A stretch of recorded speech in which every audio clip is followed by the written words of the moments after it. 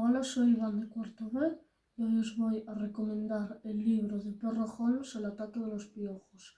Es un libro de aventuras y de dos niños detectives que van en busca de un bote que le quitará los piojos que tienen y luego tienen dos mascotas que también están con los piojos. El doctor Watson, que es un gato, y Perro, que el perro. Y luego, al principio, cogen los piojos con sus padres y van en busca de un bote que le libre de los piojos.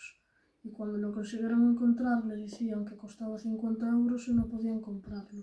Y fueron a casa rápido a buscar ahorros que tuviesen. Se lo compraron y lo consiguieron quitar los piojos, pero luego en las noticias aparecieron el ladrón que robó todos los botes que había, porque él también tenía piojos.